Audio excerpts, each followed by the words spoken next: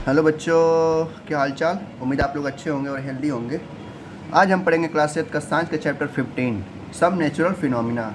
इस चैप्टर में हम खासकर इन्वायरमेंट के बारे में पढ़ेंगे। इन्वायरमेंट यानी कि अपने प्रकृति के बारे में पढ़ेंगे और जानेंगे कि जो हमारा नेचर है वो कैसे काम करता है। इस चैप्टर में बस दो ही टॉपिक मेन दिए गए हैं। सबसे पहला टॉपिक आता है लाइटनिंग, यानी कि जो बिजली चमकती है या गिरती है कहीं तो वो क्यों होता है। ठीक है, नहीं बारिश होता है तो बहुत ज़्यादा रात को या दिन को लाइटनिंग होता है, बिजली तक गिरती है, चमकती है, आवाज़ आता है बहुत तेज़ी से। तो लाइटनिंग के बारे में पढ़ेंगे। और दूसरा चीज़ हमारा आता है अर्थक्वेक, यानी कि भूकंप। यानी कि भूकंप कैसे आता है, कैसे हमें पता चलता है और कैसे ये पता चलता है कि कितना इस मतलब वो खतरनाक था। ठीक है, उसका एक मैग्नीट्यूड होता है जिसकी स्केल पे नापते हैं। तो सारा चीज़ इस चैप्टर में हम एक एक करके देखेंगे। तो दो चीज़ मेन है, लाइटनिंग और अर्थक्वेक। ठीक है, तो वही दिया है चैप्टर का नाम सब नेचुरल फिनोमेना, यानी कुछ प्राकृतिक आपदाएँ। ठीक है, देखते हैं कि करके। यहाँ पे थोड़ा सा इंट्रोडक्शन दिया है। कह रहा है कि आप लोगों ने क्लास 7th में पढ़ा था और मैंने पढ़ाया भी था, अच्छे से पढ़ाया था। कह रहा है कि आपने पढ़ा था विंड के बारे में, यानी कि हवा की कैसे चलती है, क्या होता है। ठीक है, उसकी वजह से कैसे स्टॉर्म्स आते हैं। स्टॉर्म्स यानी कि तूफान नहीं आता है, बहुत तेज़ी से हवाएं चलती हैं 50 किलोमीटर प्रति घंटे की रफ्तार से, 150 प्रति किलोमीटर घंटे की रफ्तार से। फिर साइक्लोन आता है जो गोल गोल घूमता है, उसका स्पीड तो लगभग 300 किलोमीटर प्रति घंटे की रफ्तार से होता है। ठीक है, पूरा घर वर को उखाड़ के फेंक देता है। तो ये सब हमने क्लास 7 में पढ़ा था, जिससे काफ़ी ज़्यादा डैमेज हुआ था। हमने पढ़ा देखा था, काफ़ी ज़्यादा डैमेज हो रहा था, घर वगैरह टूट जा रही थी, जो बिजली के पोल थे खंभे टूट जा रहे थे, पेड़ वगैरह उखड़ के कहीं दूर चले जा रहे थे, पूरा गांव क्या हो रहा था, तहस नहस हो जाता इन सब से। यानी कि जो स्टॉर्म है, साइक्लोन है, जो हवाएं चलती हैं तेज़ी से, इनके कारण कई सारा ज़्यादा में मात्रा में डैमेज होता है, जिसकी वजह से काफ़ी ज़्यादा नुकसान होता है हमको भी और साथ ही साथ जानवरों को भी। कह रहा इस चैप्टर में हम क्या पढ़ेंगे। इस चैप्टर में हम पढ़ेंगे लाइटनिंग के बारे में, अभी मैंने पढ़ाया, और अर्थक्वेक के बारे में। तो सबसे हमारा पहला टॉपिक आता है लाइटनिंग। लाइटनिंग होता क्या है, सिंपल सा, बस ध्यान से सुनिएगा। कह रहा है आप लोगों ने देखा होगा पोल पे, इलेक्ट्रिक पोल जो होते हैं गांव में या शहर में, नहीं इसमें ऐसे दो पोल होते हैं जिसमें से तार गई रहती हैं। एक पोल यहाँ रहता है, एक पोल यहाँ रहता है, एक पोल यहाँ रहता है। तो इसमें से ऐसे तारें झूलती हुई जाती हैं, ऐसे नहीं जाती हैं। कह रहा है जब आप लोग देखते हैं कभी कभार क्या होता है, इस पोल पे इलेक्ट्रिक शॉक लगता है, नहीं बिजली इसमें से चमकती है। तो क्यों चमकती है, जब ये दोनों तारें लूज हो जाती हैं और आपस में क्या होने लगती हैं, चिपकने लगती हैं, तो उसमें से लाइटनिंग निकलता है बहुत तेज़ी से। लिखा है ना, you might have seen sparks. Spark मतलब वही चमकना। ठीक है, और ना इलेक्ट्रिक पोल, इलेक्ट्रिक पोल यानी कि जो बिजली का खंभे रखते हैं उसमें से कभी कभी क्या होता है, स्पार्क्स निकलते हैं। स्पार्क्स यानी कि बिजली चमकते हैं जब वो तारें क्या होती है, लूज होने लगती हैं और आपस में चिपकने लगती हैं। ठीक है, ये तो हो गया पहला। अब दूसरा देखिए। कह रहा है जब घर में आपका सॉकेट नहीं होता, सॉकेट यानी कि जिसमें चार्ज वगैरह लगाते हैं हम लोग मोबाइल वगैरह, तो उस सॉकेट में देखते होंगे कभी कभार उसमें से इलेक्ट्रिसिटी बाहर आ जाती है, नहीं उसमें से बिजली थोड़ा सा बाहर आती है, तो लगता है, ऐसा लगता है बिजली लग गया है। ठीक है, उसी कारण कई लोग मारे भी जाते हैं, उनको इलेक्ट्रिक शॉक लग जाता है। तो ये क्यों होता है, तो सबसे पहले हम देखा पोलों पे कि पोल जब के जो वायर रहते हैं आपस में जब सट जाते हैं तो उसमें से स्पार्क होके बिजली के खंभों में से क्या आता है, इलेक्ट्रिक स्पार्क्स बाहर आते हैं। वही सॉकेट में भी होता है, जब सॉकेट के अंदर जब पानी चला जाता है या उसके अंदर कुछ और चले जाता है, जिससे पानी वगैरह के साथ साथ उसकी जो तारें आपस में सट जाती हैं, तो उसमें से स्पार्क्स होने लगता है। स्पार्क यानी कि उसमें से बिजली बाहर आने लगती है और हमको दिखता है कि बहुत तेज़ी से चमक रहा है। ठीक है, इसके साथ ही साथ क्या कर रहा है, lighting is also electric spark but a huge scale. लेकिन ये तो क्या, ये तो हो गया हमारा छोटा मोटा लाइटनिंग। अब जो लाइटनिंग हम पढ़ने जा रहे हैं वो बहुत बड़े लेवल पे होता है, बहुत बड़े लेवल में, यानी कि मतलब काफ़ी बड़े लेवल पे 100-100 मीटर का बिजली स्पार्क आता है, जो कहाँ पर होता है, स्पेस में होता है, यानी कि आसमान में होता है। जब बारिश होता है, जब बादल आपस में क्या करते हैं, कोलाइड करते हैं, कोलाइड यानी कि टकराते हैं, तो आपस में क्या होता है, लाइटनिंग उसमें से प्रोड्यूस होता है, जो हमको दिखता है आसमान में बारिश के समय में, खासकर रातों में। जब रात में बारिश होती है तो हम देखते हैं काफ़ी अच्छे से दिखता है हमको लाइटनिंग होते हुए। तो क्यों होता है वो भी देखेंगे। कह रहा है इन एशियन टाइम, एशियन टाइम यानी कि बहुत पहले के समय में जो लोग थे वो समझते थे कि कॉज ऑफ स्पार्क क्या होता है, मतलब उन लोग को नहीं पता था कि लाइटनिंग किस वजह से होती है। अब तो हमको पता है भाई, जो आजकल के साइंटिस्ट हैं उन लोग पता कर लिए हैं कि लाइटनिंग क्यों होती है। क्यों होती है, बादल के आपस में, जब बादल आपस में क्या होते हैं, टकराते हैं, तो उसमें से लाइटनिंग निकलती है, यानी कि उसमें से विद्युत निकलती है। विद्युत यानी कि इलेक्ट्रिसिटी होता है, जब इलेक्ट्रिसिटी निकलती है तो उसमें सब लाइट निकलता है, जिस वजह से हमको दिखता है। ये तो आजकल के जो साइंटिस्ट है वो पता चल गया है। कह रहा लेकिन जो पहले के लोग थे, ठीक है, आज से लगभग 200 साल 300 साल पहले, उन लोगों को पता नहीं चल पाता था कि ये लाइटनिंग क्यों हो रही है, आखिर कारण क्या है कि स्पेस में लाइटनिंग इतना हो रहा है। वो लोग इसको देख के डर जाते थे। क्यों डर जाते थे? उनको लगता था कि जो हमारे देवता है वो हमसे गुस्सा है, इसी के कारण वो क्या है, अपना गुस्सा दिखा रहे हैं कि हम तुमसे बहुत ज़्यादा गुस्सा है। वही देखो यहाँ लिखा है afraid of lightning and thought that wrath of gods. Gods यानी कि जो भगवान है वो क्या हो गए, इंसानों से गुस्सा हो गए हैं और अपना गुस्सा दिखा रहे हैं किसको, उस इंसानों को बिजली के रूप में। ठीक है, तो ये पहले के लोगों की क्या था, एक मतलब मानना था, उनका एक भ्रम था। लेकिन आज चल के हम क्या जान गए हैं कि जो नेचर होता है, जब दो बादल आपस में क्या होते हैं, टकराते हैं, एक्यूमुलेट होते हैं, तो उनके कारण चार्जेस आपस में लड़ते हैं। जब प्लस माइनस आपस में जाता टकराता है, या प्लस प्लस आपस में टकराते हैं, या माइनस माइनस आपस में टकराते हैं, तो बहुत ही तेज़ी से क्या होता है, साउंड निकलता है। साउंड से सबसे पहले क्या निकलता है, लाइट निकलता है, जिसकी वजह से हमको हमारी आंखों तक पहुंचता है, और आंखों को पहुंचने के जस्ट 2 से 3 सेकंड बाद ही क्या होता है, साउंड हमको सुनाई देता है बहुत तेज़ी से। तो उसी को हम कहते हैं लाइटनिंग। ये हो गया इसका मतलब एक एग्जाम्पल के तौर पर। फिर कह रहा है कि हमें लाइटनिंग से डरना नहीं चाहिए, यानी कि जो बिजली तड़कती है आसमान में, उससे हमें डरना नहीं चाहिए, उससे बल्कि हम क्या करना चाहिए, हमको सावधान रहना चाहिए। अब सावधान कैसे रहेंगे, जब हमें क्या रहेगा, जब हमें इन्फॉर्मेशन पता रहेगा कि क्या होता है, कैसे उससे बच सकते हैं, कैसे बिजली से बच सकते हैं, तभी तो हम उससे सावधान रह पाएंगे। तो वही हम देखेंगे। फिर आता है अगला topic, the spark that the Greeks knew about. अब चलते हैं कहाँ पर, ग्रीस में। ग्रीस एक शहर है, ठीक है, जहाँ पर कहाँ पर है, दूसरे फॉरेन कंट्री में। वहाँ पे चलते हैं, घूमते देखते हैं क्या कहते हैं लोग वहाँ के। यहाँ पर कह रहा है कि जो एशियन के ग्रीक लोग थे, यानी कि जो ग्रीक के पहले लोग थे, पहले यानी कि लगभग 600 BC, यानी कि बिफोर क्राइस्ट यानी कि जब जो क्राइस्ट है, उन लोग के जो देवता हैं क्रिश्चियन के, जब वो पैदा नहीं हुए थे, उससे 600 साल पहले की बात कर रहा है। 2 लोग थे, वो आपस में एम्बर को क्या कर रहे थे, ऐसे आपस में रब कर रहे थे, यानी कि रगड़ रहे थे, जिसके वजह से रगड़ने के बाद उसमें से क्या निकला, लाइट निकला, और उनको मतलब दिखा लाइट उस समय में। तो 600 BC में इन्होंने क्या किया था, इस तरह ये मतलब लाइटनिंग का इन्होंने पता लगाया था कि लाइटनिंग कैसे होती है। इनको एक आइडिया लग गया था कि जब 2 मेटल को, या जो चार्जेस यानी कि प्लस माइनस आपस में क्या करेंगे, टकराएंगे, आपस में रब करेंगे, तो उसमें से क्या निकलेगा, लाइटनिंग निकलेगा। तो ये लोग छोटे लेवल पे मतलब समझ गए थे कि ऐसा क्यों होता है। कहाँ, कौन लोग, ग्रीक के लोग। कब, 600 BC पहले। फिर कह रहा है कि 1752 में, यानी कि इसके बाद, हम 600 BC तो ख़त्म हो गया कहानी। कह रहा है 1752 में, यानी कि 1752 में एक साइंटिस्ट था अमेरिका का, जिसका नाम था बेंजामिन फ्रैंकलिन। क्या नाम था, बेंजामिन फ्रैंकलिन।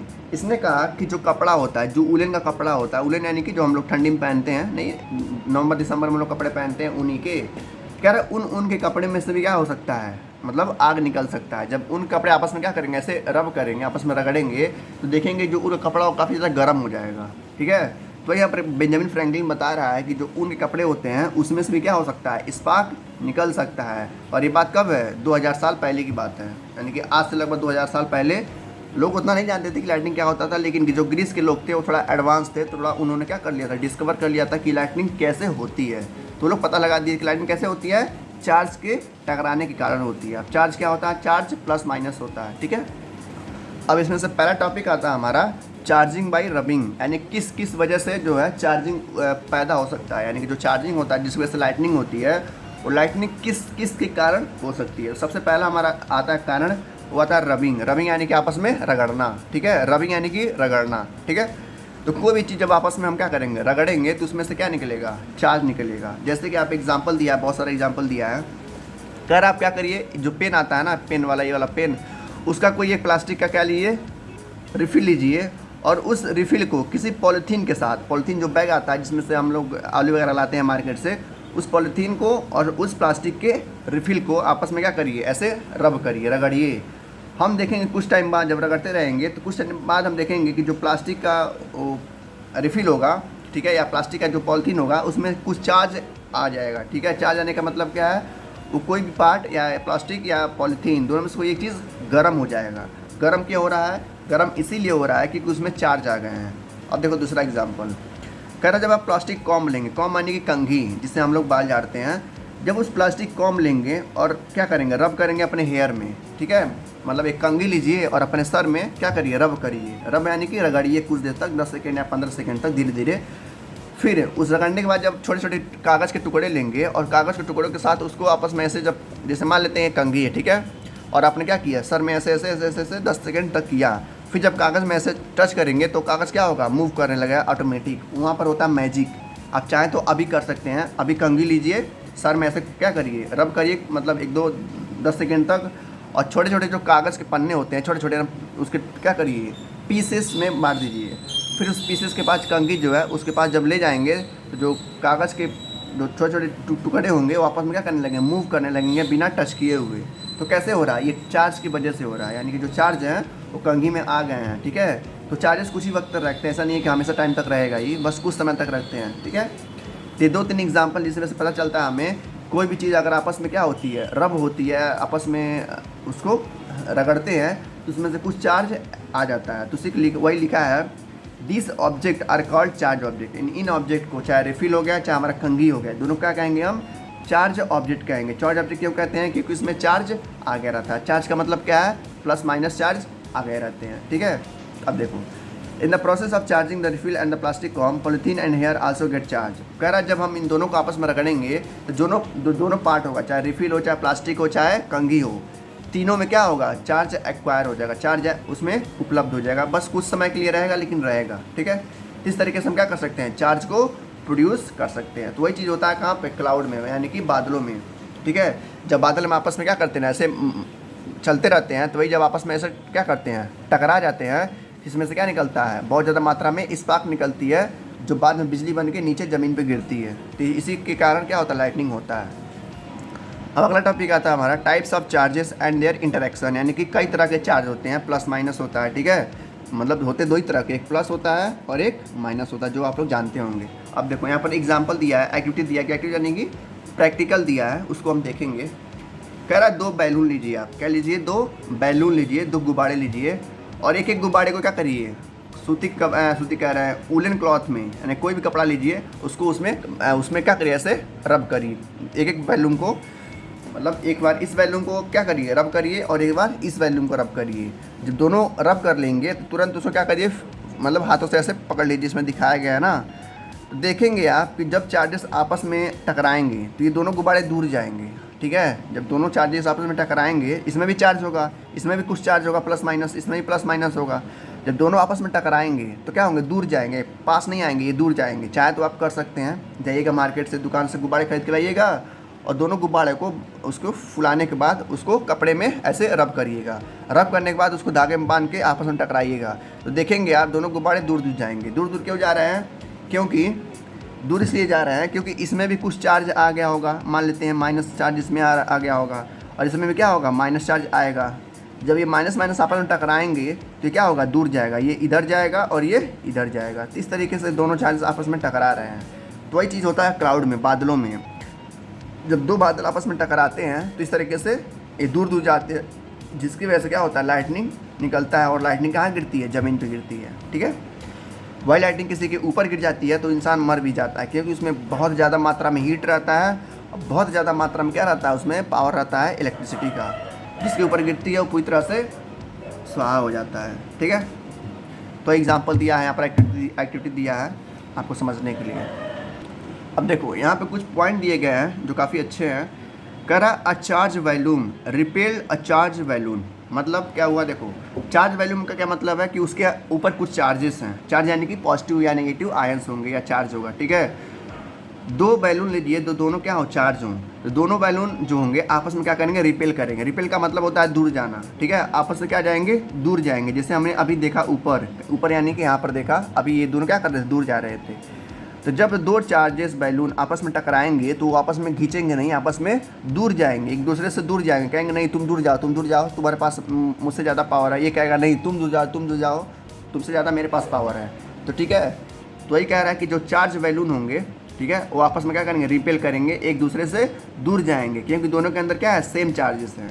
वो चीज़ किस में होगा, रिफिल के अंदर भी होगा। कि कह रहा है चार्ज रिफिल, यानी कि 2 अगर रिफिल है, ठीक है, 2 यानी कि पेन के 2 रिफिल हैं, अगर दोनों को पास लाएंगे तो भी क्या करेंगे, आपस को एक दूसरे को रिपेल करेंगे। रिपेल यानी कि एक दूसरे को दूर ढकेलेंगे। ठीक है, अब देखो कह रहा लेकिन अ चार्ज बैलून, यानी कि एक गुब्बारा और एक रिफिल जब आपस में पास लाएंगे तो दोनों को क्या करेंगे, एक दूसरे को अट्रैक्ट करेंगे। अट्रैक्ट यानी कि एक दूसरे को खींचेंगे एक दूसरे की तरफ। यानी कि मान लेते हैं अगर ये बैलून है तो ये इधर जाएगा, और ये रिफिल है तो ये भी इसकी तरफ जाएगा, यानी कि आपस में क्या होंगे, ये टकराएंगे।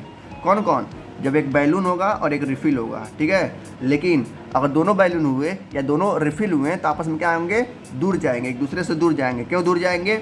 वो कहेगा तुम मुझसे ज़्यादा पावरफुल नहीं हो, ये कहेगा तुम मुझसे ज़्यादा पावरफुल नहीं हो। कहने का मतलब क्या है कि ये कहेगा कि मैं पावरफुल हूँ और वो कहेगा मैं पावरफुल हूँ, जिसकी वजह से दोनों आपस में क्या होंगे, लड़ते रहेंगे और दूर जाते रहेंगे। लेकिन चार्ज बैलून में और रिफिल में ऐसा नहीं होगा, दोनों क्या करेंगे, एक दूसरे को अट्रैक्ट करेंगे। इस तरीके से तीनों पॉइंट याद रखिए, एग्जाम में आते हैं हमेशा के लिए कि यदि दो बैलून आपस में टकरा गए तो क्या होंगे, दूर जाएंगे कि पास आएंगे, तो रिपेल करेंगे यानी कि दूर जाएंगे, ठीक है।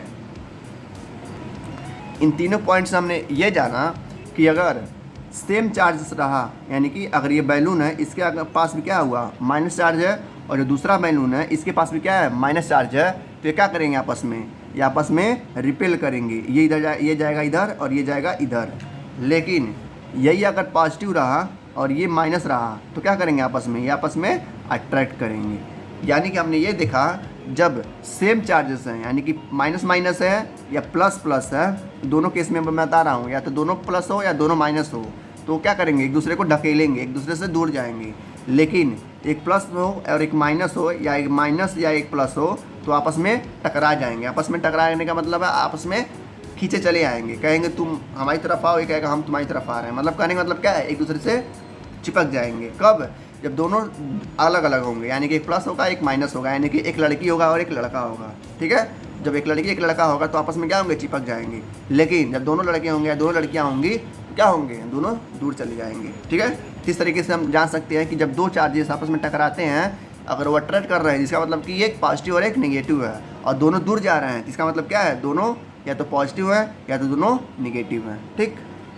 देखो यहाँ पर ऊपर यही लिखा है, कह रहा हम कह सकते हैं कि जो सेम काइंड ऑफ चार्जेस हैं, यानी कि जो एक तरह के, सेम मतलब होता है एक ही तरह के, ठीक है। अगर एक ही तरह के चार्जेस हुए, यानी कि दोनों माइनस माइनस हुआ या दोनों प्लस प्लस हुआ, तो क्या करेंगे, रिपेल करेंगे। रिपेल यानी कि एक दूसरे को दूर ढकेलेंगे। लेकिन वही दोनों चार्जेस डिफरेंट हुए, यानी कि एक प्लस हुआ एक माइनस हुआ, या एक माइनस एक प्लस हुआ, तो क्या करेंगे, अट्रैक्ट करेंगे, यानी कि एक दूसरे को अपनी तरफ खींचेंगे, ठीक। देखो यहाँ पर एक और एक्टिविटी दिया है। एक्टिविटी ये कह रहा है कि ये क्या करिए, आप एक रॉड लीजिए। रॉड यानी कि एक ऐसे रॉड आता है, नहीं डंडा की तरह आता है, कह रहा है ग्लास रॉड लीजिए। वो किसका बना हो, ग्लास का बना हो, शीशे का बना हो, और उसको सिल्क कपड़े के साथ, जो सिल्क का कपड़ा होता है, जो सिल्क की साड़ी आती है, उस कपड़े के साथ उसको क्या करिए, ऐसे रब करिए। मान लीजिए रॉड है, किसका रॉड है, ग्लास रॉड है, ठीक है, और उस कपड़ा का सिल्क है, तो ऐसे इसको जब रगड़ेंगे ना, तो जो रॉड होगा उस पर भी क्या आ जाएगा, पॉजिटिव चार्ज आ जाएगा, ठीक है। तो वही कह रहा है कि ये कई सारे एग्जाम्पल, अभी हम देखा बैलून का एग्जाम्पल देखा, कपड़े का एग्जाम्पल देख लिया हम लोग, मतलब रॉड वाला एग्जाम्पल देख लिया, कंघी का एग्जाम्पल देख लिया हम लोगों ने, और किसका देखा है, पेन के जो अंदर वाली ये इतनी होती है, क्या बोलते हैं इसको, रिफिल बोलते हैं, उसके भी हमने देख लिया। सब में क्या देखा कि सब में कुछ ना कुछ चार्जेस क्या हो रही थी, अट्रैक्ट हो जा रही थी, यानी कि उस पर चार्जेस चला जा रहा था। क्या करने के बाद, रब करने के बाद, यानी कि रगड़ने के बाद उस पर चार्जेस आ जा रही थी। अब कह रहा है कि ये चार्जेस होती कैसी हैं, क्या इन चार्जेस की हम हेल्प से कोई भी चीज़ हम चार्ज कर सकते हैं। जैसे मान लेते हैं अगर हमको चार्ज करना मोबाइल, ठीक है, क्या इस ग्लास रॉड के जो अंदर पॉजिटिव चार्ज आया है, उस चार्ज का यूज़ करके हम अपने मोबाइल को चार्ज कर सकते हैं? ऐसा नहीं हो सकता। क्यों नहीं हो सकता? इसलिए नहीं हो सकता क्योंकि जो उसमें चार्जेस होते हैं वो स्टैटिक होते हैं। स्टैटिक यानी कि रुके हुए होते हैं, वो मूव नहीं करते हैं, ठीक है। तो ये जितने भी चार्जेस हैं वो बस ऐसे ही हैं, मतलब दिखाने के लिए हैं, वो असल में क्या होते हैं, काम लायक नहीं होते हैं, ठीक है। लेकिन जो ये वाले चार्जेस होते हैं जो तारों के अंदर दौड़ते हैं, वो कैसे होते हैं, वो डायनामिक होते हैं। डायनामिक का मतलब होता है मूव करना, ठीक है। डायनामिक का मतलब होता है डायनामिक, इसका मतलब होता है मूव करना। और ये जो चार्जेस आ रहे हैं ग्लास में, कंघी पे, ठीक है, वो कैसे हैं, स्टैटिक है। स्टैटिक यानी कि रुका हुआ है, ठीक है। जैसे मान लेते हैं एग्जांपल लिया हमने कंघी का, तो जो कंघी के ऊपर जो चार्जेस जाएंगे वो कैसे चार्जेस होंगे, स्टैटिक चार्जेस होंगे। वही कह रहा है कि the electrical charges generate bye rubbing, यानी कि रब करने के द्वारा जो चार्जेस प्रोड्यूस हो रहे हैं वो कैसे चार्जेस होंगे, वो स्टैटिक चार्जेस होंगे, ठीक है। They do not move by themself, वो खुद से मूव नहीं हो सकते, उन्हें मूव कराना पड़ेगा, ठीक है। When charge move they constitute a electric current, जब यही चार्जेस क्या होने लगते हैं, ऑटोमेटिक यानी कि अपने आप से मूव करने लगते हैं, तो इलेक्ट्रिक करंट बन जाते हैं, जिसको हम क्या कहते हैं, डायनामिक करंट कहते हैं। यानी कि ऐसा करंट, यानी ऐसा इलेक्ट्रिसिटी जो अपने आप से क्या हो रहा है, मूव हो रहा है, ठीक है। तो ये जो चार्जेस होती हैं वो स्टैटिक होती हैं और अपने द्वारा मूव नहीं कर सकती हैं। और जब ये मूव करने लगती हैं तो क्या बन जाता है, इलेक्ट्रिक करंट बन जाता है, ठीक है। और उसी की वजह से पंखा चलता है, बल्ब चलता है, टीवी चलते हैं, हमारा मोबाइल चार्ज हो जाता है, ठीक है। तो वही चार्जेस है। अगर वो चार्जेस क्या हुआ, रुका हुआ है तो स्टैटिक चार्ज बोलेंगे, और चल रहा है तो डायनामिक चार्ज या इलेक्ट्रिक करंट बोलते हैं। अब आते हैं अगले टॉपिक पे। अगला टॉपिक आता है हमारा ट्रांसफ़र ऑफ चार्ज, यानी कि चार्ज को ट्रांसफ़र करना एक जगह से दूसरी जगह तक। तो क्या बन जाएगा हमारा, जैसे ही ट्रांसफ़र होगा वो इलेक्ट्रिक करंट में कन्वर्ट हो जाएगा। देखते हैं। अब देखो यहाँ पर मैं एक एक्टिविटी करने जा रहा हूँ, ध्यान से बस सुनिएगा और देखिएगा, ठीक है। ट्रांसफ़र का मतलब होता है भेजना, एक जगह से दूसरी जगह भेजना, ठीक है। अब देखो ये दो पेन है, ठीक है। ये जो लाल वाला पेन है ये क्या है, मान लेते हैं कि बहुत ज़्यादा चार्ज है, यानी कि इसके ऊपर पॉजिटिव या नेगेटिव चार्ज भरा पड़ा है। और ये जो पेन है इसके अंदर कोई भी चार्ज नहीं है, और दोनों को दोनों क्या है, कंडक्टर है। अब कंडक्टर इंसुलेटर क्या होता है, मैंने क्लास 7 में पढ़ाया है, और इस क्लास भी पढ़ा है पिछले चैप्टर्स में। कंडक्टर वो चीज़ होते हैं जिनके अंदर इलेक्ट्रिसिटी दौड़ सकता है, और इंसुलेटर वो होते हैं जिनके अंदर इलेक्ट्रिसिटी नहीं दौड़ सकता है। तो मान के चलते हैं दोनों दोनों क्या है, कंडक्टर हैं, आयरन के रॉड हैं। ये लाल वाला क्या है, ऐसा रॉड है जिसके अंदर क्या है, बहुत सारा चार्जेस भरे हुए हैं। और ये वाला रॉड जो है इसके अंदर कोई भी चार्जेस नहीं है। तो जब ये वाला रॉड यानी कि जो लाल वाला रॉड होगा, जैसे ही इसके कांटेक्ट में आएगा वैसे ही इसमें जो चार्जेस होंगे वो ट्रांसफ़र हो जाएंगे किसमें, इस वाले रॉड में, ठीक है, जिसके अंदर कोई भी चार्ज नहीं था। इस तरीके से चार्ज क्या होता है, ट्रांसफ़र हो सकते हैं। तो जो इंसान होते हैं या कोई भी जानवर जो होता है, जब उसको इलेक्ट्रिक शॉक लगता है तो इसी के जैसे लगता है। जैसे मान लेते हैं ये वायर है, ठीक है, ये वायर है, ये इसमें क्या हो रहा है, इलेक्ट्रिसिटी दौड़ रही है।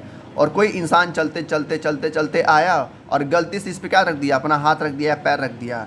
जैसे ही उस पर पैर रखेगा इसमें जितने भी चार्जेस होंगे कहाँ हो जाएंगे, इसके अंदर आ जाएंगे, और इसको इलेक्ट्रिक शॉक लग जाएगा, जिसकी वजह से इस इंसान की मौत भी हो सकती है, और इसी तरह से मौत होती भी है, ठीक है। तो वही कह रहा है ट्रांसफ़र ऑफ चार्ज यही होता है, जब एक बॉडी क्या हो, पूरी तरह से चार्ज हो, और दूसरी बॉडी क्या हो, कोई भी चार्ज ना हो। तो जैसे ही दूसरी बॉडी इसके कांटेक्ट में आएगी, सारा का सारा चार्ज किस में भेज देगा, अनचार्ज बॉडी में, जिसकी वजह से क्या होगा, जो अनचार्ज बॉडी होगा वो पूरी तरह से चार्ज हो जाएगा। यानी कि जो इंसानों की बॉडी होती है, जब तक खून ख़त्म नहीं होता है उनके अंदर का, तब तक उनको इलेक्ट्रिक शॉक लगता रहता है, और पूरी तरह से क्या होते हैं, बेचारे मर जाते हैं, ठीक है।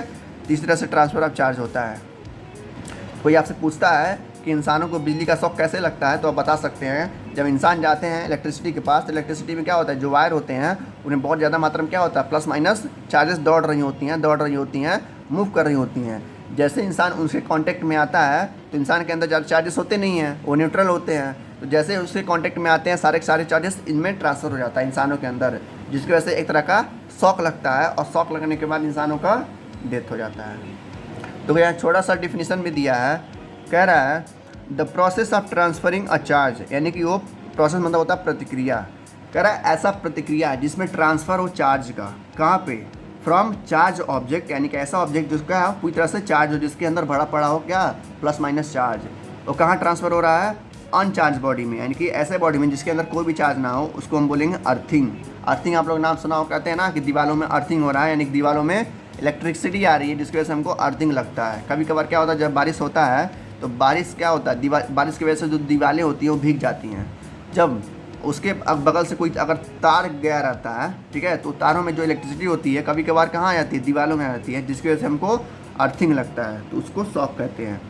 तो ये कह रहा है कि the process of transferring of charge from charge object to the earth is called earthing. यानी कि कोई भी अगर ट्रांसफ़र हो रहा है चार्ज का, कहाँ से, चार्ज बॉडी से कहाँ पे, अर्थ पे, अर्थ यानी कि ज़मीन पे, तो उसको हम अर्थिंग बोलते हैं, ठीक है। ज़मीन पे हम भी रहते हैं, तो हमको जब इलेक्ट्रिसिटी लगेगा तो हम हमारे अंदर कहाँ जा, हमारे अंदर से जाएगा वो ज़मीन के अंदर, जिसकी वजह से हमें भी शॉक लगती चली जाती है, ठीक है।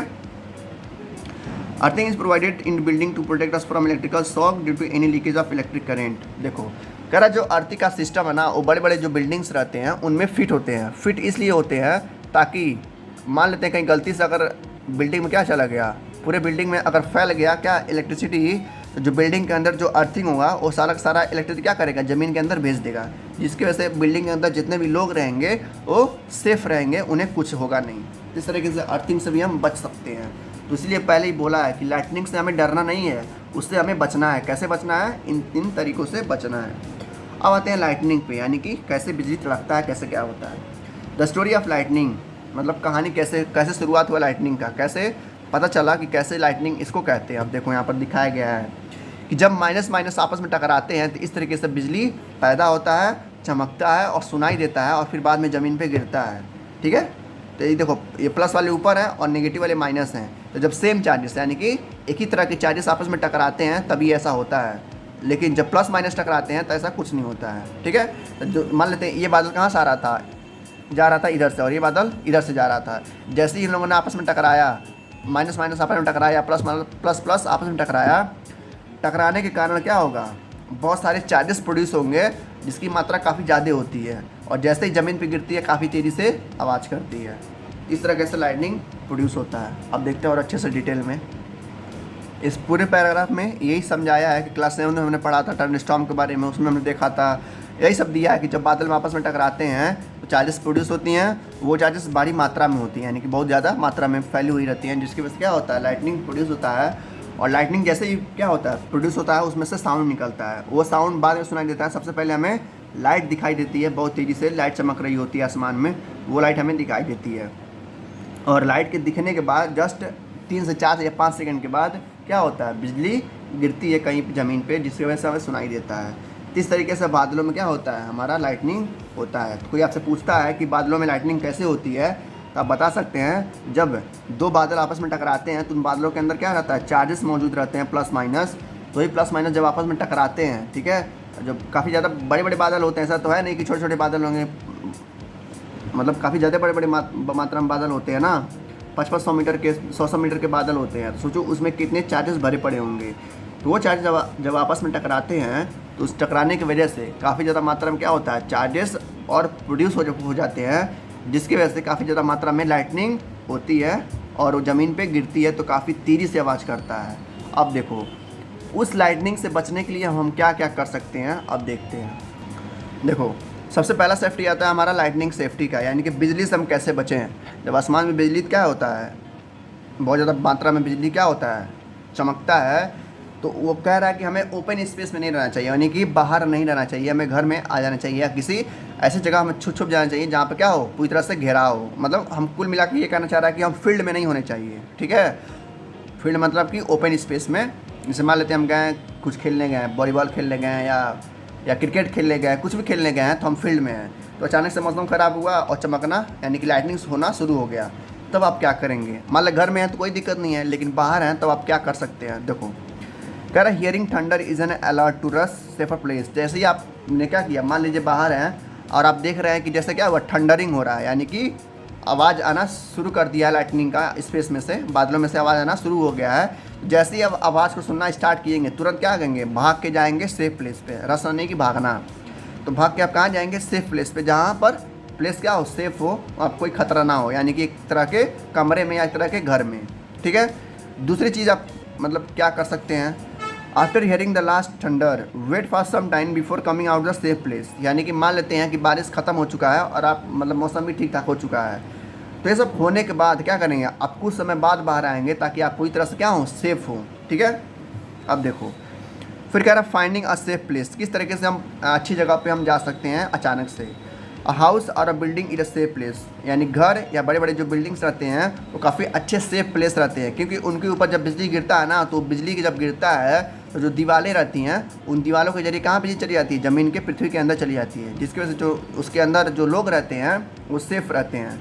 इसलिए बोल रहा है कि जब भी कभी भी लाइटनिंग हुआ स्पेस में, मतलब बादलों में, तो क्या करेंगे, जितना जल्दी हो सके उतना जल्दी भाग के कहाँ जाएंगे, घरों में जाएंगे, या आसपास जो कमरे होंगे, जो बिल्डिंगें होंगी, जो घर और झोपड़ी होंगे, उसके अंदर जाके आप सेफ बैठ जाएंगे। ठीक है, फिर कह रहा है if you are travelling by a car और बाई बस, यदि आप ट्रैवल कर रहे हैं, घूम रहे हैं एक कार के द्वारा या 4 व्हीलर के द्वारा या बस के द्वारा, तो तब आप क्या कर सकते हैं, you are safe inside with window and door the vehicle shut. यानी कि आप क्या करेंगे, तुरंत क्या करेंगे, उस गाड़ी का जो विंडो होगा उसको बंद करेंगे और उस गाड़ी के अंदर आप क्या रहेंगे, बैठे रहेंगे। यानी कि जब तक आप एक कमरे में रहते हैं, चाहे वो कमरा हो, घर का कमरा हो, बस का कमरा हो, गाड़ी का कमरा हो या किसी भी तरह का कमरा हो, जब तक आप कमरे में रहेंगे तब तक आपको कुछ नहीं होगा। मान लेते हैं आप कार में हैं, ठीक है, कहाँ पर हैं आप, कार में हैं, इस तरह की कार होती है ना, मान लेते हैं आप कार में बैठे हुए हैं। ठीक है, आप कार में बैठे हुए हैं, जब आपके ऊपर बिजली गिरेगी, ठीक है, तो बिजली गिरते ही क्या करेगा, ये जो कार होगा इसके अंदर जो बाहर वाले पार्ट होंगे ना, उस पार्ट के जरिए बिजली कहाँ चली जाएगी, ज़मीन के अंदर चले जाएगी और आपको कोई भी नुकसान नहीं होगा। इसलिए कह रहा है कभी भी आप कहीं भी रहिए, जितना जल्दी दौड़ के हो सके एक कमरे में आ जाइए, एक बिल्डिंग के अंदर आ जाइए, या किसी गाड़ी में भी छुप जाइए, ताकि आपको कोई भी बिजली का नुकसान नहीं होगा। किस तरीके से हम क्या कर सकते हैं, सेफ रख सकते हैं बिजली से। अब देखो, डू और don't during a thunder storm, यानी कि जब थंडर स्टॉर्म आ रहा है, जब बिजली आसमान में क्या हो रही है, बहुत तेज़ी से चमक रही है, आवाज़ आ रहा है, तो क्या करना चाहिए क्या नहीं करना चाहिए वो देखना है।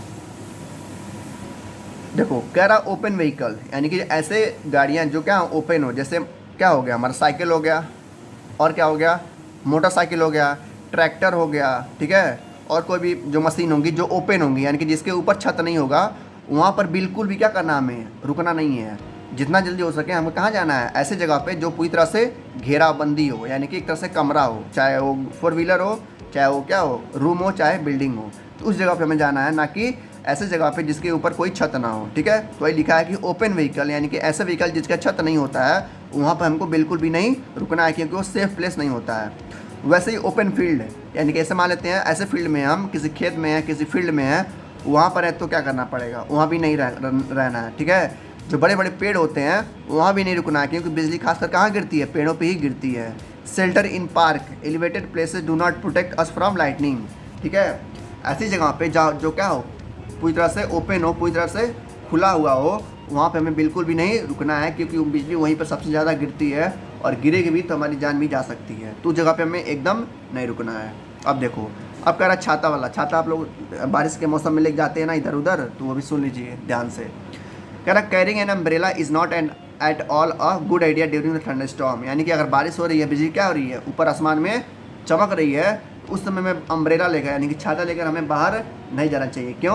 क्योंकि छाता के अंदर जो रॉड होता है वो लोहे का होता है, जिसकी वजह से क्या होगा, वो इलेक्ट्रिसिटी को अट्रैक्ट कर सकता है अपनी तरफ, और बिजली आपके ऊपर गिर सकता है।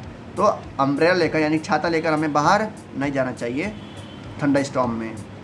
If in a forest take shelter under a short tree, यानी आप जंगल में हैं, मान लेते हैं जंगल में आप घूमने गए हैं और अचानक से मौसम ख़राब हो गया, तब आप क्या करेंगे, तब क्या करेंगे, जो छोटे छोटे पेड़ होते हैं जंगलों में, आप उनके नीचे छुप जाएंगे, ना कि जो बड़े बड़े पेड़ होंगे उनके नीचे। ठीक है, क्योंकि जो बड़े बड़े पेड़ होते हैं वो काफ़ी ऊपर तक होते हैं, जिसकी वजह से जो लाइटनिंग होती है वो बड़े पेड़ों पे ही गिरती है, छोटे पेड़ पे नहीं गिरती है। इसलिए बोल रहा है कि जब आप जंगल में होंगे, जो छोटे छोटे पेड़ होंगे, मोटे मोटे पेड़ होंगे, आप उनके नीचे छिप जा सकते हैं। ठीक है, अब देखो और क्या कह रहा है, if no shelter is available, मान लेते हैं आप ऐसी जगह पे हैं जहाँ पे कोई भी शेल्टर नहीं है, ना छोटे पेड़ है, ना कमरा है, ना गाड़ियाँ हैं, ना कुछ है। ठीक है, दूर दूर तक कुछ नहीं है, मान लेते हैं आप कहीं सी जगह पे हैं जहाँ ओपन फील्ड है और छिपने के लिए कोई भी जगह नहीं है, तब आप क्या करेंगे, तब क्या, देखिए, stay far away from tree, stay away from poles और अदर, ठीक है, metal object, do not lie on the ground. मतलब क्या करना है आपको, भागना नहीं है, ठीक है, ना ही ज़मीन पे लेटना है, और ना ही किसी पेड़ के पास खड़ा रहना है, और ना ही किसी पोल के पास खड़ा रहना है। ठीक है, और ग्राउंड पे तो एकदम नहीं लेटना। क्या कई लोग क्या करते हैं, जब बाहर खेत में होते हैं वो लोग, तो ग्राउंड में क्या करते हैं, लेट जाते हैं, जो कि गलत बात है, नहीं लेटना चाहिए। Instead squat low on the ground, इस तरीके से आप क्या करिए, बैठ जाइए। ठीक है, लेटिए मत, लेटेंगे तो आपका जो लंबाई होगा काफ़ी ज़्यादा चौड़ा हो जाएगा, जिसकी वजह से थोड़ा चांस बन जाएगा बिजली आपके ऊपर गिरने का। क्या करेंगे आप, इस तरीके से बैठ जाएंगे। ठीक है, ज़मीन पे। Place your hand on the knee with your heads between the head, यानी कि सर नीचे कर लेंगे और इस तरीके से आप क्या करेंगे, ज़मीन पे बैठ जाएंगे। कहाँ पर, कभी आप ऐसी जगह पे हो जहाँ पर छुपने के लिए कोई भी चीज़ ना हो, तब छुपने की चीज़ हो तो जितना जल्दी हो सके भाग के वहाँ पर चली जाइए। इस तरीके से हम क्या कर सकते हैं, लाइटनिंग से बच सकते हैं। अब कह रहा है कब, जब आप घर के अंदर हो तो क्या नहीं करना चाहिए, यानी कि कौन सी ऐसी प्रतिक्रिया, ऐसी कौन सा प्रोसेस है, जब बिजली चमक रही होती है आसमान में, तो आप घर के अंदर ये सब काम ना कर रहे हो, जैसे कि टेलीफोन वगैरह। ठीक है, जो टेलीफोन वगैरह रहता है या फ़ोन वगैरह रहता है, स्मार्टफोन रहता है, बारिश के मौसम में आप बात ना करें। ठीक है, जब बारिश ख़त्म हो जाए तब आप बात कर सकते हैं। क्यों? क्योंकि इसलिए कि जो मोबाइल फ़ोन रहते हैं उसकी क्या रहती है, फ्रिक्वेंसी को खींचती है, यानी कि जो सेल रहते हैं, जैसे उसमें मोबाइल के अंदर क्या होता है, जो नेटवर्क आते जाते रहते हैं, जिसकी वजह से क्या हो सकता है, वो बिजली को अपनी तरफ खींच सकता है, जिसकी वजह से आपको काफ़ी ज़्यादा नुकसान पहुंच जाता है। तो वही कह रहा है कि ठंडा स्टॉर्म में इन सबको क्या करना चाहिए, अवॉइड करना चाहिए, इन सब से दूर रहना चाहिए। चाहे मोबाइल फ़ोन हो गया, चाहे टीवी हो गया, चाहे आप नहाने भी जा रहे हैं तो मत नहाइए। क्यों ना जाइए, कहीं मान लेते हैं अगर आसपास बिजली गिरती है तो पानी के जरिए वो बिजली आप तक पहुंच सकती है, जिसकी वजह से आपको पानी के जरिए शॉक लग सकता है। ठीक है, तो ये सब काम ना करिए। और क्या कर सकते हैं, कंप्यूटर जो होता है उसको मत यूज़ करिए बारिश के मौसम में, जब बिजली क्या कर रही चमक रही होती है। टीवी वगैरह का यूज़ एकदम मत करिए। ठीक है। तो ये सबसे क्या कर सकते हैं, आप अपने आप को सेफ रख सकते हैं। किससे? लाइटनिंग से। अब आता है आखिरी टॉपिक किसका? लाइटनिंग का, यानी कि लाइटनिंग जो था बिजली वाला, उसका आखिरी टॉपिक आता है लाइटनिंग कंडक्टर। अब लाइटनिंग कंडक्टर क्या होता है? देखो, लाइटनिंग कंडक्टर का डिवाइस होता है। डिवाइस यानी क्या होता है? देखो, यह जो बड़ी बड़ी बिल्डिंगें होती हैं 4 फ्लोर की, 5 फ्लोर की या 6 फ्लोर की शहरों में, उसके ऊपर ये लाइटनिंग कंडक्टर लगाया जाता है। लाइटनिंग कंडक्टर का इस्तेमाल इसलिए किया जाता है क्योंकि जो बड़ी बड़ी बिल्डिंगें होती हैं उनके ऊपर जब बिजली गिरे तो ये जो लाइटनिंग कंडक्टर है सारा बिजली कहाँ पहुँचा दे? ज़मीन के अंदर पहुँचा दे। ठीक है, ज़मीन के अंदर इस तरह से कॉपर प्लेट रहता है। तो जो बड़ी बड़ी बिल्डिंगें होती है ना, सबसे ऊपर उसमें क्या रहता है? लाइटनिंग कंडक्टर लगा हुआ रहता है। जब बिजली आपस में क्या करती है? चमकती है, और इस पर जब गिरती है इस रॉड पे, तो सारा का सारा बिजली कहाँ पहुँचा देता है? ये बिल्डिंग के जरिए, उस वायर के जरिए, उस रॉड के जरिए कहाँ पहुँच जाता है? ज़मीन के अंदर पहुँच जाता है, जिसकी वजह से लोगों को, जो लोग रहते हैं उस बिल्डिंग के अंदर, उन्हें कोई भी प्रॉब्लम नहीं होती है। जो बड़े बड़े बिल्डिंग्स होते हैं 3 फ्लोर के, 4 फ्लोर के, 5 फ्लोर के, उन बिल्डिंगों में ये लाइटनिंग कंडक्टर लगाया जाता है। ठीक है, कोई पूछता है आपसे कि लाइटनिंग कंडक्टर क्या होता है, तो क्या होता है? घर में लगाया जाता है ताकि बिजली से आप बच सकें। तो आप भी चाहें तो अपने घर में लगा सकते हैं। ठीक है, ये क्या रहता है? एक तरह का मेटल रहता है जो बिजली को ज़मीन में भेज देता है। ठीक है, तो ये हो गया हमारा लाइटनिंग। अब आते हैं हम अर्थक्वेक पे, यानी कि भूकंप पे। भूकंप कैसे आता है, क्या होता है, कैसे नापते हैं, कैसे इससे सेफ रख सकते हैं, हम जानेंगे। देखो, कह रहा है जो अर्थक्वेक है ये ऐसा नेचुरल फिनोमिना है, यानी कि ऐसा प्राकृतिक आपदा है जो कभी भी आ सकती है। ऐसा नहीं है कि ये साल भर में एक बार आएगा, या आ जाएगा, कल आएगा, परसों आएगा, ऐसा कुछ भी नहीं है। इसका जब मन चाहे तब आ सकता है पृथ्वी को हिलाने। ठीक है, अर्थक्वेक क्या होता है? भूकंप। इसका मतलब क्या होता है? देखो, पृथ्वी, अर्थक्वेक का मतलब होता है भूकंप हो गया। देखो, भू मतलब होता है ज़मीन, और कंप यानी कि कांपना। ठीक है, तो जब ज़मीन कांपती है ऐसा डग डग डग डग डग डग डग डग, इसका मतलब क्या हुआ? भूकंप आ रहा है, यानी कि ज़मीन कांप रही होती है, जिसको हम इंग्लिश में कहते हैं अर्थक्वेक्स। इसके में देखो 2 नाम है, अर्थ यानी कि पृथ्वी, और क्वेक्स यानी कि कांपना। ठीक है, जब पृथ्वी कांपती है तो उसको हम क्या बोलते हैं? अर्थक्वेक बोलते हैं। तो जब पृथ्वी कांपती है यानी कि अर्थक्वेक आता है, तो इसमें कई सारे बिल्डिंग्स, कई सारे घर वगैरह डर जाते हैं। क्यों डर जाते हैं? देखते हैं आगे। कह रहा हम लोग क्लास 7 में पढ़े थे साइक्लोन के बारे में, स्टॉर्म के बारे में, और अभी जस्ट पढ़ा है लाइटनिंग के बारे में, और भी पढ़ा किस बारे में? बाढ़ के बारे में, जैसे हम लोग इंग्लिश में क्या बोलते हैं? फ्लड बोलते हैं। ठीक है, तो सब क्या है? नेचुरल आपदाएं, यानी कि प्राकृतिक आपदाएं हैं। उसी में से ये भी आता है अर्थक्वेक भी। अर्थक्वेक क्या है? एक पृथ्वी नेचुरल आपदाएं हैं जिसके आने के द्वारा ह्यूमन लाइफ, प्रॉपर्टी, बहुत ही बड़े पैमाने पे क्या होता है? नुकसान हो जाता है। तो वही लिखा है, it can damage to a human life and property of a huge scale, यानी कि बड़े पैमाने पे नुकसान करता है, जैसे आप इस फिगर में देख सकते हैं। ठीक है, अभी 2 साल पहले भूकंप आया था जापान में, बहुत ही बुरी तरह से आया था। जापान में कई सारे घर ढह गए, कई सारे लोगों की जानें चली गई। ठीक है, तो भूकंप आते क्यों हैं वो हम एक एक करके सब चीज़ देखेंगे। ठीक है, बस आप लोग सुनते रहिए ध्यान से। कह रहा है जापान की तरह भी इंडिया में कुछ भूकंप आए जो काफ़ी ज़्यादा खतरनाक साबित हुए हैं। जैसे कि इंडिया में आया था अर्थक्वेक 2005 में। कब? अक्टूबर 2005 में। कहाँ पर आया था? उरी में। उरी और तंगधर, कहाँ पर? ये नॉर्थ कश्मीर में है, यानी कि जो जम्मू कश्मीर है वहाँ पे एक जगह है जिसका नाम है उरी और तंगधर। इन दोनों जगह पे 2005 में आया था भूकंप, 8 अक्टूबर को। कब आया था? 8 अक्टूबर 2005 को। हो सकता है MCQ में आंसर क्वेश्चन आ सकता है, तो ध्यान से सुनिएगा।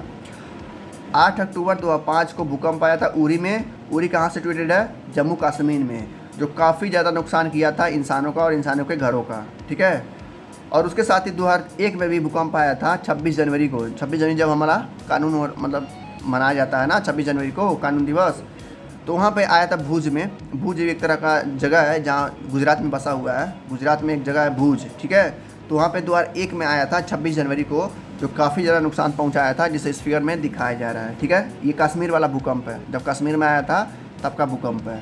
ठीक है, तो वही कह रहा है जापान के साथ साथ इंडिया में भी काफ़ी सारे भूकंप आए हैं जो काफ़ी ज़्यादा नुकसान करके गए हैं। फिर कह रहा है अर्थक्वेक होता क्या है? ठीक है, कैसे आता है, इसको कैसे हम कम कर सकते हैं, और कैसे हम इससे बच सकते हैं, वो हम एक एक करके देखेंगे। सबसे पहला क्वेश्चन आता है, व्हाट इज़ अर्थक्वेक? भूकंप होता क्या है? पृथ्वी क्यों कांपती है? देखो, हमने क्लास 8th में ही जियोग्राफी चैप्टर में पढ़ा था प्लेट्स, यानी कि जो पृथ्वी होती है, जैसे मान लेते हैं अगर जो पृथ्वी है ना, ये पृथ्वी के अंदर कई सारे प्लेट्स हैं। प्लेट्स यानी कि जो हम लोग प्लेट खाते हैं ना, उस तरह की इसमें भी प्लेट होती हैं, इस तरीके से। ठीक है, ऊपर नीचे होती हैं, ऐसे ऐसे करके। तो काफ़ी सारे प्लेटें होती हैं। ये प्लेटें हमेशा आपस में मूव कर रहती है 24/7। जब हम खाते हैं, जब हम पीते हैं, जब हम सोते हैं, जब हम घूमते हैं, हमेशा 24/7 सालों साल ये प्लेटें क्या करती रहती हैं, आपस में ऐसे मूव करती रहती हैं। कोई इधर जाएगा, कोई इधर जाएगा, कोई इधर जाएगा, कोई इधर जाएगा, तो ठीक है, तो ऐसे हमेशा मूव करती रहती हैं। जब ये प्लेटें पृथ्वी के अंदर मूव करती रहती हैं, तो ये प्लेटें जब आपस में कभी टकराती हैं, ठीक है, जिसके कारण भूकंप आता है, ठीक है, तो ये प्लेटें आपस में हमेशा मूव करती रहती हैं। अब जब मैं पढ़ा रहा हूँ, इस समय भी कोई प्लेट क्या होगी, मूव कर रही होगी। तो कह रहा है कि जो प्लेट टकराती हैं बहुत कम मात्रा में टकराती हैं, ऐसा नहीं है कि हमेशा टकराता रहता है, क्योंकि उनका बनावट कुछ इस तरीके से होता है। लेकिन कभी कभार क्या होता है, ये प्लेटें आपस में टकरा जाती हैं। जब ये प्लेट आपस में टकराती हैं कुछ इस तरीके से, तो पृथ्वी हिल जाती है। भाई प्लेटें छोटी छोटी तो होती नहीं हैं, बहुत बड़ी बड़ी प्लेटें होती हैं, 10-10 किलोमीटर, 15-15 किलोमीटर, 100-100 किलोमीटर की प्लेटें होती हैं पृथ्वी के अंदर। तो वो जो प्लेटें आपस में क्या होती हैं, टकराती हैं, जो ऊपर वाला ज़मीन होता है ना, वो हिल जाता है, हिल यानी कि कभी रख लेता है, जिसके कारण जो घर वगैरह होते हैं वो डरने लगते हैं, डरने यानी कि गिरने लगते हैं, जिसकी वजह से काफ़ी ज़्यादा नुकसान होता है। ठीक है, तो कह रहा है ये अर्थ के इनसाइड होता है, यानी कि पृथ्वी के ज़्यादा अंदर होता है, जिसकी वजह से क्या होता है, भूकंप आता है उन प्लेटों के मूव करने के द्वारा। ठीक है, अर्थक्वेक आता है जिसकी वजह से काफ़ी ज़्यादा मात्रा में नुकसान होता है। जैसे बिल्डिंग कई सारे धराशायी हो जाती है, धराशायी नहीं मतलब है गिर जाती हैं। ब्रिज जो रहती हैं, ब्रिज यानी कि जो पुल बड़े बड़े रहते हैं वो गिर जाते हैं। डैम्स जो बने होते हैं जिसकी वजह से इलेक्ट्रिसिटी प्रोड्यूस किया जाता है, वो भी गिर जाते हैं। लोगों की जानें चली जाती हैं और काफ़ी बड़े मात्रा में, यानी लिखा है there can be great loss to life and property, मतलब काफ़ी ज़्यादा मात्रा में नुकसान होता है इसके कारण। Earthquake can cause flood, earthquake के द्वारा ही जब डैम टूटता है, ठीक है, जिसकी वजह से क्या होता है, बाढ़ आ जाता है। ठीक है, लैंडस्लाइड हो जाती है। लैंडस्लाइड यानी कि ज़मीन धंसने लगता है पृथ्वी के अंदर। भाई जब प्लेटें होंगी आपस में मूव करेंगी, क्या होगा, धंसने लगेगी ज़मीन। तो ये कह रहा है कि जब भूकंप आता है तो बाढ़ भी आता है, ज़मीन भी धंसने लगती है, और कभी कभार क्या होता है, जो समुद्र होते हैं उसमें सुनामी बनने लगती है, जिसकी वजह से अगल बगल के जो कोस्टल एरिया होता है, समुद्र किनारे वाला एरिया, वो काफ़ी ज़्यादा मात्रा में नुकसान होने लगता है। अब major tsunami occurred in the ocean 26 December 2004, जब भूकंप आया था 2004 में, तो उस भूकंप के द्वारा जो इंडियन ओशियन हमारा, जो भारतीय महासागर है, उसके अंदर सुनामी बनने लगा। ठीक है, जिसकी वजह से 26 दिसंबर 2004 को बहुत बड़ी सुनामी आई थी उस भूकंप के कारण, जिसकी वजह से पूरा कोस्टल एरिया क्या हुआ था, बर्बाद हो गया था। लिखा है ना, all the coastal area around the ocean suffered a huge losses, यानी कि उस भूकंप के कारण क्या बना, सुनामी बना। और सुनामी क्या किया, पूरे कोस्टल एरिया को, यानी कि पूरी समुद्र के किनारे वाले लोगों को, घरों को पूरी तरह से निस्तनाबूद कर दिया, यानी पूरी तरह से बर्बाद कर दिया। तो ये होता है भूकंप का ट्रेलर। अब देखो, व्हाट कॉजेस एन अर्थक्वेक, भूकंप आता क्यों है। ठीक है, देखो यहाँ पर आपको दिखाई दे रहा होगा स्ट्रक्चर ऑफ द अर्थ, यानी कि जो पृथ्वी है उसके अंदर का स्ट्रक्चर। सबसे अंदर आता है इनर कोर, सबसे अंदर आता है क्या, इनर कोर। इसी वजह से पृथ्वी क्या होती है, हमारा मूव करती रहती है, यानी गोल गोल घूमती रहती है सूरज के आसपास। ठीक है, इनर कोर के जरिए ही। उसके जस्ट बाद होता है लाल कलर का, दिख रहा होगा लाल। ठीक है, आपके बुक में भी जब ओपन करेंगे तो इसी कैसे फिगर बना होगा, उसको कहते हैं आउटर कोर। ठीक है, आउटर कोर के जस्ट बाद आता है मेंटल, और मेंटल के जस्ट बाद आता है क्रस्ट, जहाँ पर हम लोग रहते हैं। ठीक है, तो सारा भूकंप कहाँ पर आता है, क्रस्ट पे आता है। अब देखो, कह रहे जो पृथ्वी के अंदर जो पार्ट्स रहते हैं ना, वो एक पार्ट में नहीं रहता है, उसमें कई सारे पीसेस में टुकड़े हुए रहते हैं, जिसको हम प्लेट बोलते हैं। अभी मैंने बताया था ऊपर, वही चीज़ यहाँ पे लिखा हुआ है अंग्रेजी में। The outermost layer of the earth is not in one piece, यानी कि जो लेयर होता है पृथ्वी का, वो एक टुकड़े में नहीं होता है, उससे कई सारे टुकड़े होते हैं ज़मीन के अंदर, जिसको हम क्या बोलते हैं, प्लेट बोलते हैं। प्लेट, जो प्लेट होता है ना, उसी को हम प्लेट बोलते हैं।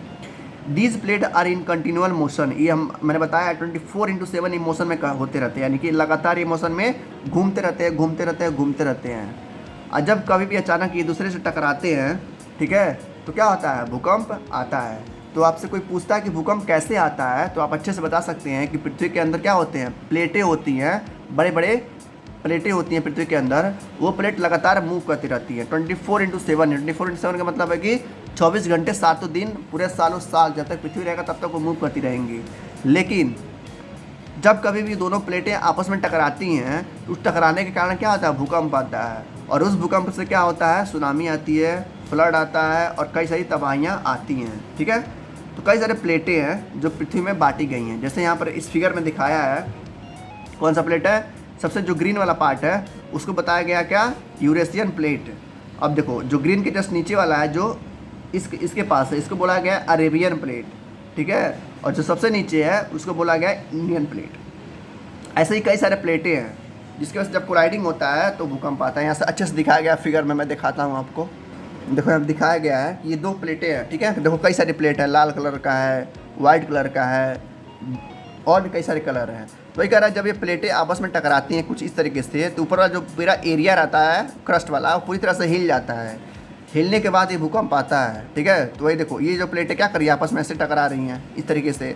कई सारे प्लेटें होती हैं जो आपस में टकराती रहती हैं, तो जहाँ पर टकराती है वहाँ पर भूकंप आता है। सबसे ज़्यादा कहाँ टकराती है, जापान में, इसलिए जापान में ज़्यादा भूकंप आता है, ठीक है।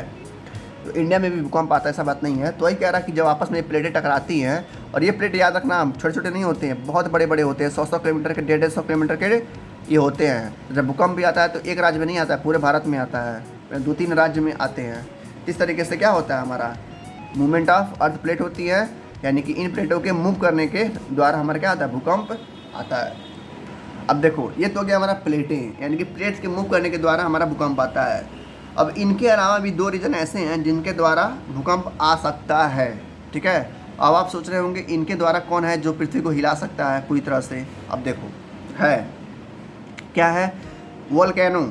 जो बहुत बड़े बड़े वोल्केनो होते हैं, काफ़ी बड़े बड़े होते हैं वोल्केनो, जब वो वोल्केनो इरप्ट होते हैं, इरप्ट यानी कि फटते हैं, तो उनके फटने से क्या होता है, आसपास की जो ज़मीनें होती हैं हिल जाती हैं। जैसे मान लेते हैं अगर ये पृथ्वी है, तो पृथ्वी का एक लेयर है, ठीक है, इस पर बहुत बड़ा वोल्केनो है। वोल्केनो मतलब समझते हैं ना, क्या होता है वोल्केनो का मतलब, लावा जहाँ पर होता है। जब ये लावा ब्रस्ट होता है, यानी कि क्या होता है, ब्लास्ट होता है, जो आसपास की ज़मीनें होती हैं नीचे की पूरी तरह से हिल जाती हैं, जिसके द्वारा आसपास के एरिया में, आसपास के राज्य में, आसपास के स्टेट्स में भूकंप आने लगता है।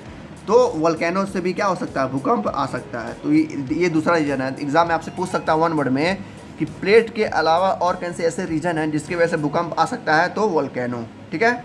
अब देखो तीसरा रीजन, ये तो क्या दूसरा रीजन। तीसरा रीजन क्या है, आप लोगों ने एस्ट्रॉयड के बारे में सुना होगा, जो स्पेस से गिरते हैं, ठीक है, जिसको हम उल्का पिंड बोलते हैं हिंदी में।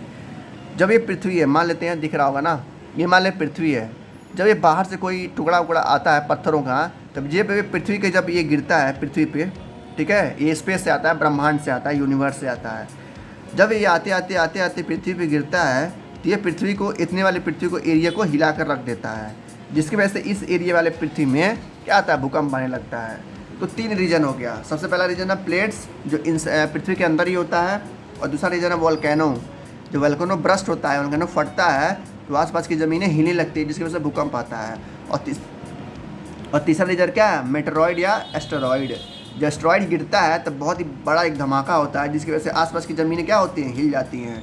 जो डायनासोर थे, मतलब डायनासोर जब थे उस समय में, तो बहुत बड़ा एस्टेरॉइड हिट किया था पृथ्वी को, ठीक है। आप लोगों ने सुना होगा नाम कि जो डायनासोर जानवर थे वो कैसे मरे, एस्टेरॉइड के गिरने से मरे थे। तो बहुत बड़ा एस्टेरॉइड था, लगभग 10 किलोमीटर का एस्टेरॉइड था, ठीक है। कितना था, 10 किलोमीटर का एस्टेरॉइड था। जब वो पृथ्वी पे गिरा तो पूरा पृथ्वी क्या हुआ, लावा बन गया, जिसकी वजह से जितने भी डायनासोर थे वो उसी में जल के मर गए, ठीक है। तो इन 3 तरीक़ों से भूकंप आ सकता है, ठीक है। मैं भी बता रहा था कि सबसे ज़्यादा जो भूकंप आता है जापान में आता है, ठीक है। लेकिन इंडिया में कुछ ऐसे हिस्से हैं जहाँ पर भूकंप आता रहता है। कौन कौन से हिस्से हैं वो ध्यान सुनिएगा, एग्ज़ाम में आ सकता है।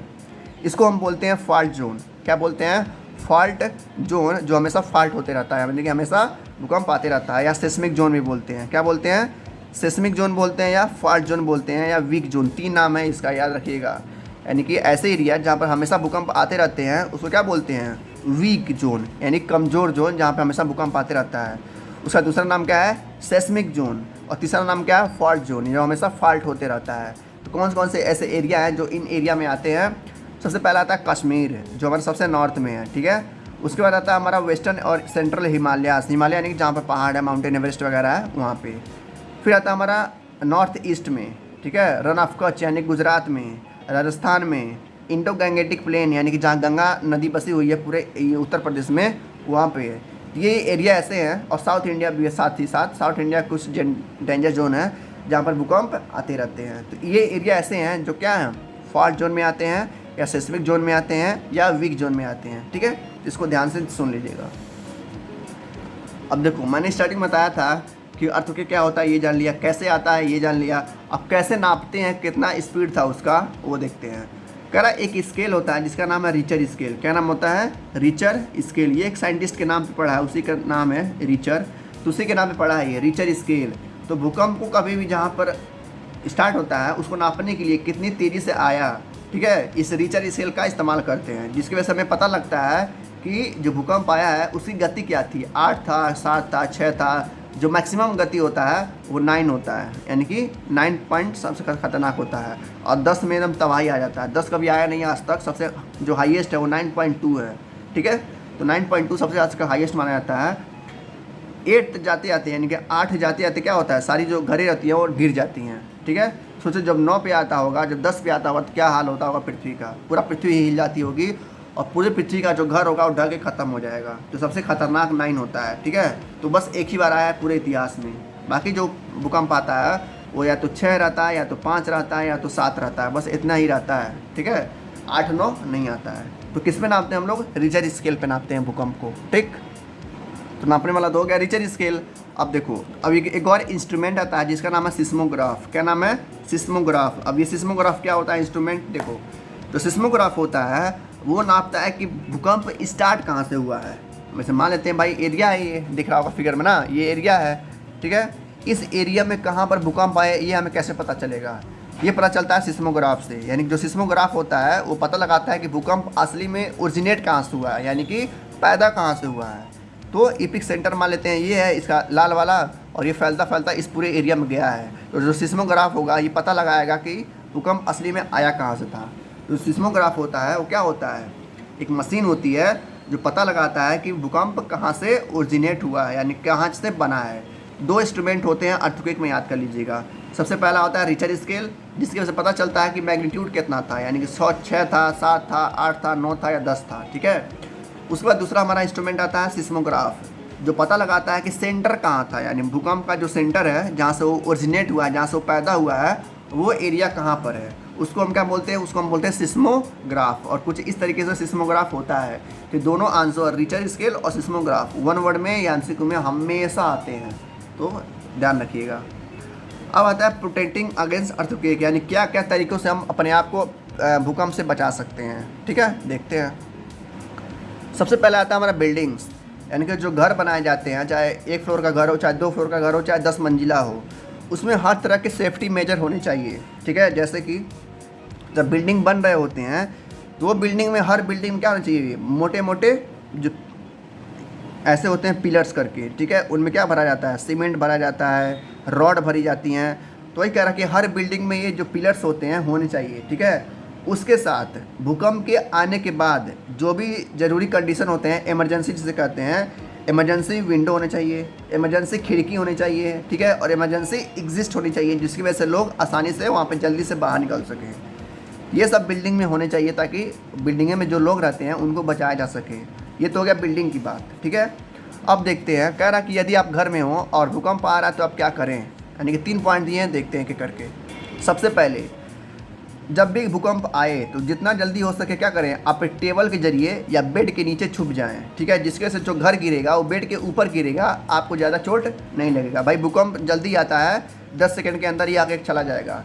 तो आपको बस इतना ही टाइम मिलेगा कि आप क्या करेंगे, टेबल के नीचे या बेड के नीचे ही छुप पाएंगे, आप घर से बाहर नहीं निकल सकते हैं। क्योंकि वो जो भूकंप आता है ना बहुत तेज़ी से आता है और 10 से 15 सेकंड के अंदर ही ख़त्म हो जाता है, उसी में पूरी तबाही होती है। तो कह रहा है आपको बेड के नीचे जाने में मैक्सिमम 5 सेकंड लगेगा और भूकंप जो होता है 10 सेकंड तक रहता है। सबसे पहले क्या करेंगे, आप टेबल के नीचे या किसी बेड के नीचे छुप जाएंगे ताकि जो ज़मीन जो छत है वो गिरे तो बेड के ऊपर गिरे, आपके ऊपर ना गिरे। दूसरा चीज़, जब भी आप कहीं छुप रहे हों तो किसी ऐसी जगह पे छुपें जहाँ पर कोई बड़ी बड़ी चीज़ें ना रखी हों, ठीक है, हैवी ऑब्जेक्ट ना हो, ताकि जो आपके ऊपर गिरे, अब मान लो बेड टूटता भी है तो आपको नुकसान ना हो। यानी कि ऐसे जगह छुपना है जहाँ पर कोई हैवी चीज़ ना रखा हो। ऐसा नहीं है पता चले आप छिप गए ऐसी जगह जहाँ पर बहुत हैवी चीज़ें रखी है, जैसे वो गिरेगी बेड क्या होगा, टूट जाएगा और आपको चोट लग जाएगा। तो वही कह रहा है कि कहाँ छुपना है, आपको दूर छुपना है बड़ी और हैवी चीज़ों से। फिर कह रहा मान लीजिए आप सोए हुए हैं, अचानक से क्या हुआ, भूकंप आ रहा है, तो आपके पास टाइम नहीं है, तो क्या करिए, जितना जल्दी हो सके अपने उठिए मत उस जगह से और अपने सर को किससे बचाइए, पीलो से, यानी कि जो तकिया होता है उससे अपने सर को ढक लीजिए ताकि आपको चोट ना लगे। तो ये हो गया घर का, घर में आप रहे हैं तो ये काम करें। जब आप बाहर रहे, आउटडोर यानी कि जब बाहर हो रहे हो तब भूकंप आए तो क्या करेंगे आप? देखिए तब आप क्या करेंगे, एक क्लियर स्पॉट ढूंढना होगा आपको, यानी कि ऐसा स्पॉट जहाँ पर ना पेड़ हो, ना बिल्डिंग्स हो, ना कोई बड़े बड़े डैम्स या ओवर ब्रिजेस हो, ठीक है।